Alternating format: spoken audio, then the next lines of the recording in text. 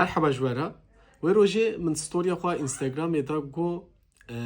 کی خیره خوا و سته دکاره دیاری من بکه اف ستا جوشاخانه پاله چاپ بو چند روز بریا سالان نو خیرخوازه که به ناو نسرین آیدار نسرین خانمه ev set ji bo min wek diyarî şand ez di serî de spasiyên xwe ji bo wê dikim mala wî ava ev seta çar pirtûkan pêk tê ev pirtûk em bijin him pirtûkê min ê nû sala 2026 da min li pirtûxaneya xwe zêde kirin ez ên havanan nîşanî we jî bidim taybetiyeke van pirtûkan heye ku bi giştî wergerin ji edebiyata cîhanî bo Kurdî hatine wergerandin bi min karekî hêja ye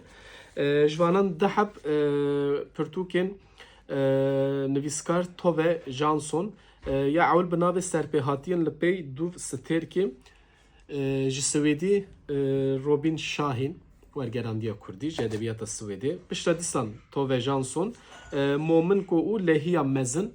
Robin Şahin pişta dîsan ji edebiyata Swêdê bi navê yekaneyî nivîskar Balsam Karam yê ku wergerê Kurdî kiriye dîsan Robin Şahin e û pirtûka dawîn jî bi navê kuştina çivî kan nivîskara vê xwe Harperlî ji îngilîzî bo Kurdî Ekrem Koçbaşî ev berhem ez barim hûn jî dinasin ji ber ku gelekî tê nasîn popüler e de edebiyata cîhanî de û di dunyayê da jî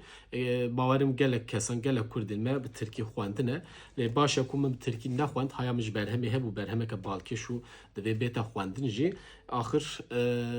ez ê bi Kurdî bixwînim ji ber vê jî kêfxweşim mala palweşanê jî ava ku ev berhem li pirtûxaneya me zêde kirin û mala xêrxwaza Nesrîn xanima Nesrînê jî ava be ku min ev pirtûk li pirtûxaneyên xwe li pirtûxaneya xwe helbet zêde kir mala vayî li gel silav